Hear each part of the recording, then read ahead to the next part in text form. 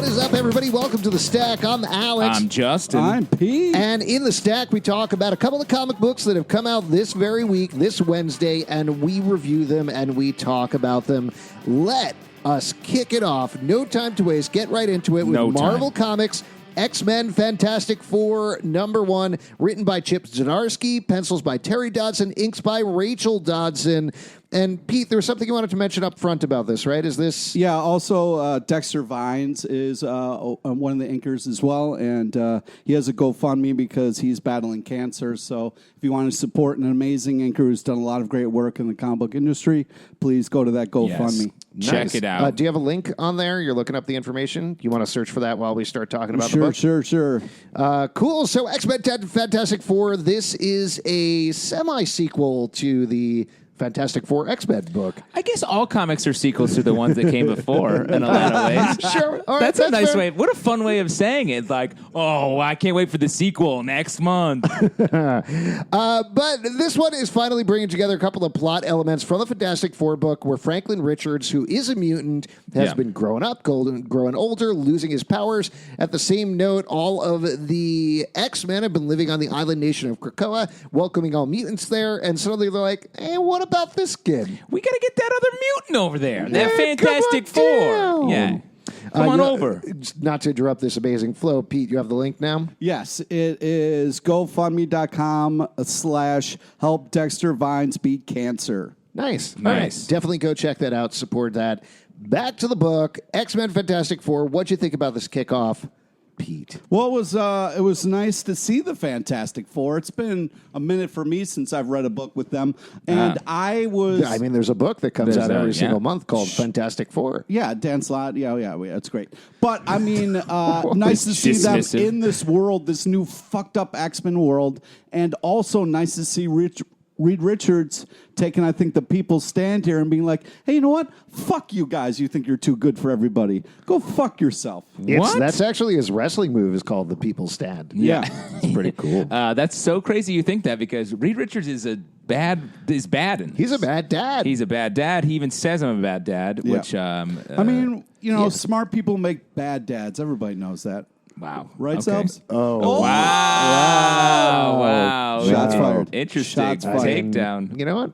There- Accurate, and thank you for your parenting advice. And that was a compliment in there. Smart, there was. I think. Yeah, I think so.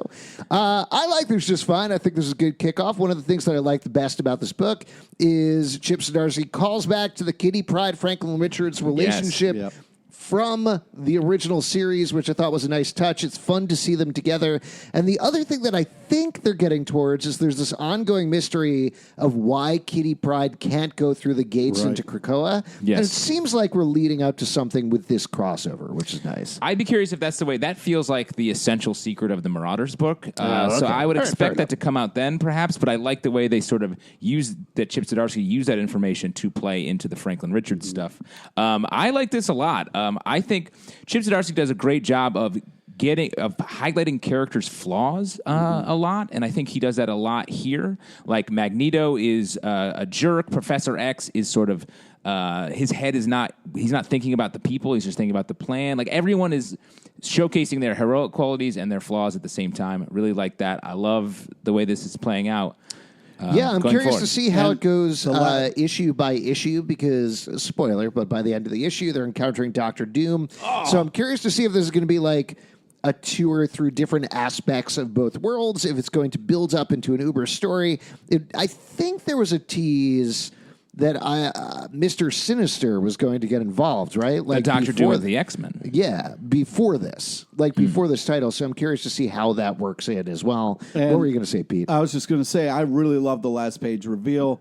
And Dr. Doom in a Fantastic Four book? It has been a while since you've read one. It has. And then also I like the fact that Justin almost is kind of teeing this up that maybe we have a Mr. Sinister, Dr. Doom, like evil off. Make out? Oh. A kiss. I mean, it could happen. Like kiss. He's a new sassy Mr. Sinister. Yeah, you got to kiss your way through that mask. Yeah, Bar Sinister, here's an item. Which masked man took off his mask to Smoocheroo, our king in charge? Nice. What a gossip. What? You'll figure it out when you're older. Let's move on to a DC Comics book, Justice League number 40, written by Robert Venditti, pencils by Doug Mahnke. Now, I got to admit, I haven't done much reading about what's going on with Justice League, but the last issue of Justice League, the team lost. They lost to the Legion of Doom. Armchair observation. They ran through this. It's like the Super Bowl. Like they lost the Super Bowl. Sure, and they ran through this gigantic door and disappeared. Yep. And this issue, it's a new creative team, but that's not referenced at all. Yeah. Do you think they ran through a door and were like, here's your new creative team? Yeah, I guess so. I think that's what happened. It was like, hey, anyways, we're going to start this new idea. I mean, it feels like, again, without having read any interviews or anything like that, it feels like it's something that Scott Snyder and team are going to pick up in some event comic later on this year, probably, right? Because that's how comics work. But it's crazy that from issue 39 to issue 40, there is no continuity whatsoever. Yes. Yeah. Especially the epic nature of that crossover was gigantic.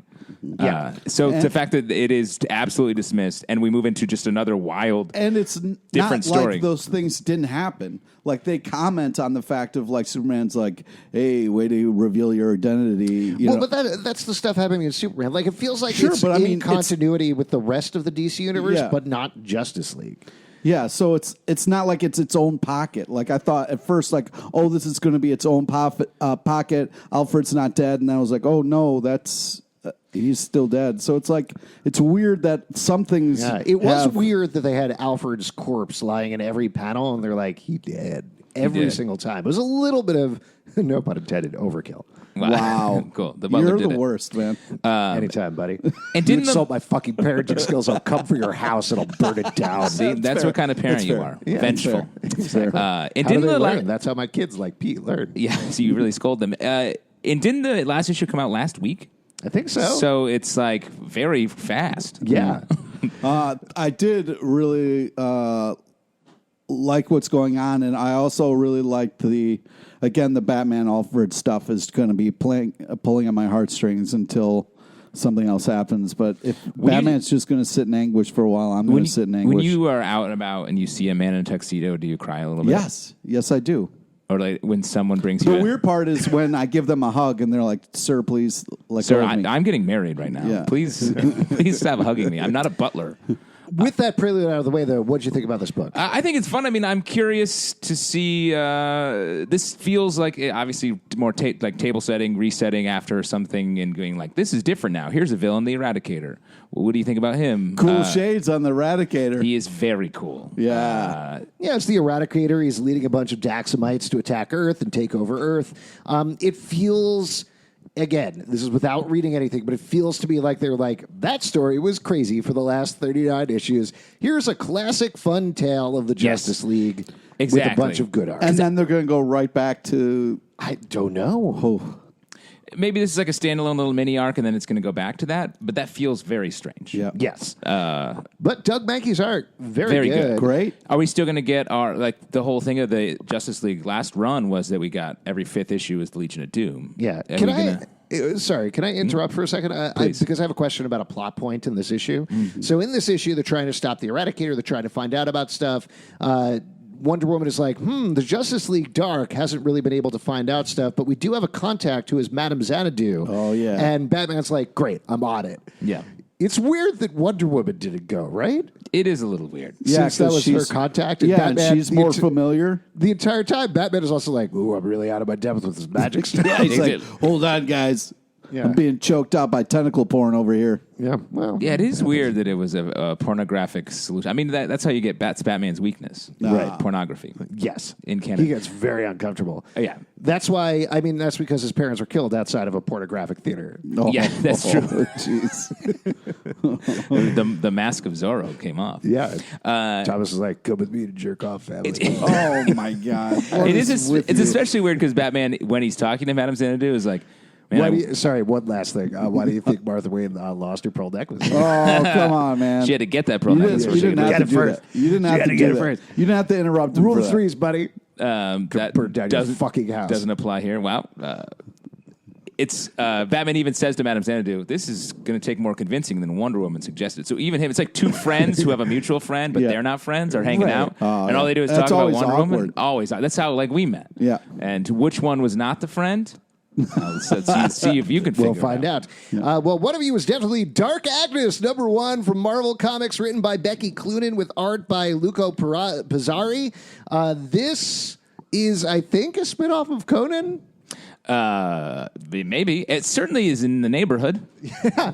It doesn't seem to take place in the same time period, but it's about sort of like a pirate, thief, roguish woman. She drinks hard. She kills people. She gets into adventures. Hard, kills hard. Passes out hard. You know what? Remembers this is a lot hard. of fun. Yeah, I enjoyed fun. this. I had a blast reading this book.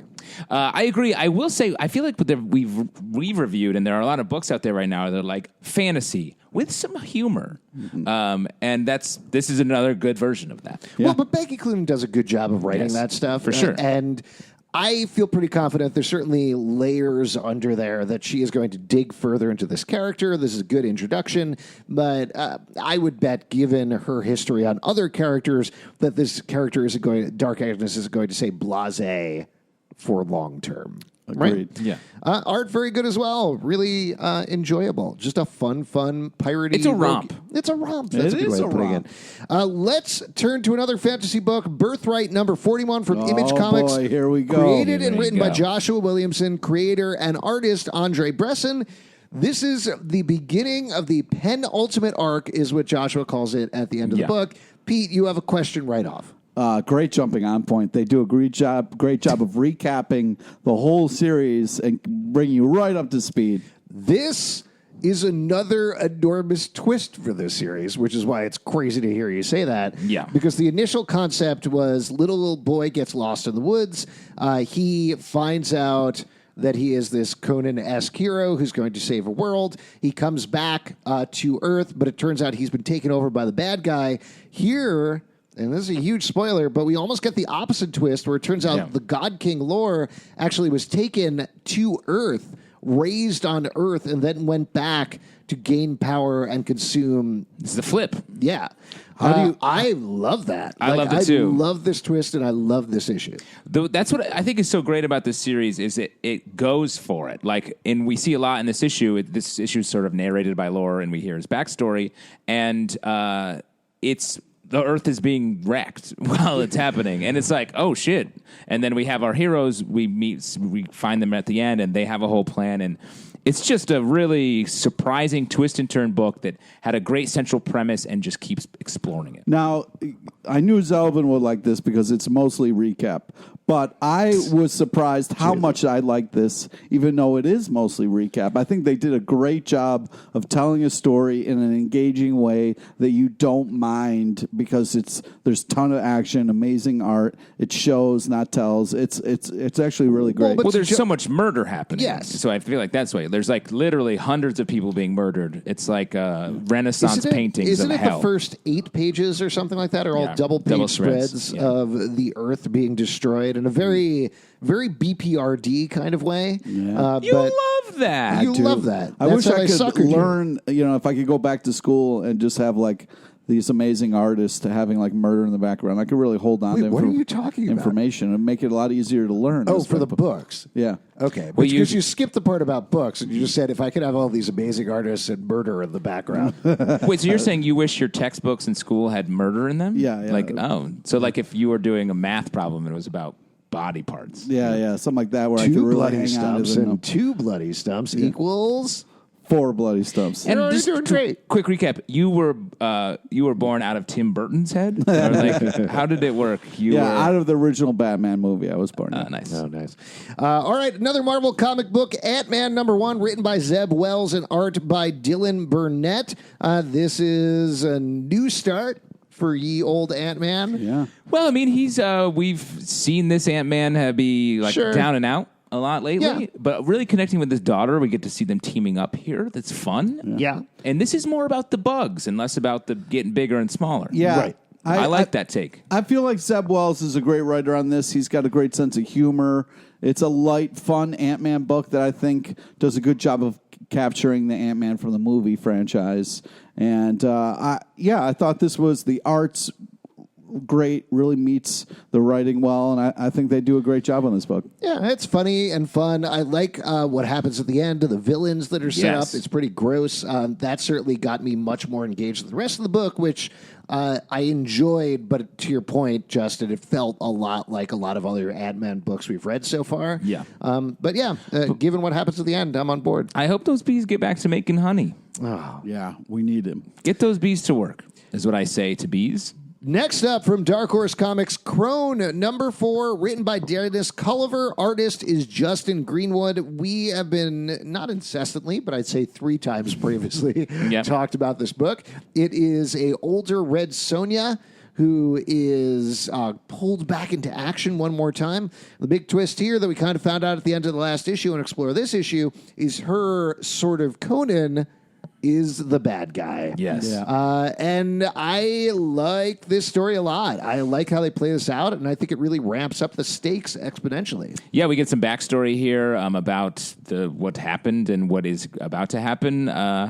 And I agree. This is another book like Birthright where the premise is so strong and they just play it out in a smart way and the characters are interesting. Yeah, there's a lot of great storytelling through the art, and they kind of repeated image. You didn't really get to see what it was until the end, which was really cool. I think this is a creative, kind of fun take on something we've seen a bunch, and I think they're really doing a great job with it. Moving on then to Image Comics. This is an advanced comic, Tartarus number 1, coming out February 12th by Johnny Christmas and Jack T. Cole. No spoilers, Justin. I'm not spoiling anything. We can tease what the premise is. We can tease. It's Johnny Christmas. There's a crazy amount of stuff that happens in this book. Yes. Insane. It starts in a prison. It sort of works as it's an underground prison, as you can imagine from the name Tartarus. And there is a raid-esque breakout from the prison, but that's only the first half of the book, and then it just builds and builds from there. In particular, I love the art on this book because it reminded me a lot of Mobius. 100%. That's what I was going to say. I was waiting to say that too. I knew you were going to say that. We're similar. We're both bad parents, and you're our son. You're our big boy, and we're going to be bad parents. Does Pete want his Papa? Does Pete need a hug from Papa? Papa wanted Papa too. Oh my God! Stop. The art is the real hero in this book. It gets crazy fast, and it's very entertaining. Yeah. What do you think about it other than the Mobius? Did I say Mobius? I agree. It is, there's a lot going on, and I like the way it sort of shifts gears sort of intensely and then explores this world. Really, the art is great. All right, fair enough. Next one to talk about, big issue from Marvel Comics, Star Wars Darth Vader number 1, written by Greg Pak and art by Raphael Lenko. This takes place similar to the rebooted Star Wars book, right at the end of Empire Strikes Back. We even get flashbacks to that final scene there with Darth Vader. And then it pushes forward as Darth Vader tries to figure out, without explicitly telling the Empire what's going on, where Luke Skywalker came from and what happened to him in the intervening years. That's kind of the pitch for the book. I think we're probably going to talk about the big spoiler of what happens at the end, so if you don't want to know that, tune out. Yeah. But most of the book is taken up with this very good, I think, emotional resonance of what happened in the movies, digs into Anakin Skywalker, Darth Vader, and then there is that thing that happens. But let's talk about it. What did you guys think about this book? Are you talking about the thing that happens as in Jar Jar? No, it is a Jar Jar. It's not Jar Jar. It's a Gungan. Okay. It's a Jar Jar. Yeah, the big thing that happens is a Gungan shows up. Yeah. No, okay, spoiler, 1, 2, 3. The Padme shows up at the end. At the end, it turns out, or at least it looks like Padme Amidala is actually alive and gunning for Darth Vader, which is... Makes sense. She pissed. Yeah. She which should is be huge. pissed. Like, if they actually go for that... That feels crazy. Yes. But I think we'll end up finding out that that's not the case. But what I like about this feels like a prestige drama television show. Yeah. Prestige. Of Star Wars, this period of Star Wars. Like, there's a lot of great repeated images, and you get a bit in Darth Vader's head. I feel like the Darth Vader comics specifically have been so well done. And this is another example of just like, using this character and exploring the Star Wars world without, obviously deviating too far from the source material and just getting us in his head more. These are all really good. This writer, Greg Pak, I don't know if you've heard of him. He's good. It's funny. It's great to see these writers' takes on the heroes and villains we know so well in the Star Wars universe. And I was impressed by this. At first, I was like, here we go, another Darth Vader book. But then I was... you were like, here we go, another Darth Vader book. Yeah, and then I was presently surprised. You were currently surprised. Yes, you continue to be surprised in an ongoing manner. You are presently surprised. Great. Well, this is great. Definitely pick this up, regardless of me spoiling the twist at the end. Last one we're going to talk about from DC Comics, Batman number 88, written by James Tynion IV, and art by Gilliam March. Oh, man. Wow. This one's fucked up in exactly the right way. Yes. Is it exactly the right way? Well, I mean, we talked about James Tynion taking over Batman, and it felt sort of action-y at first, and then I think with each issue, more and more fucked up, dark things keep happening in these books, which I think is cool.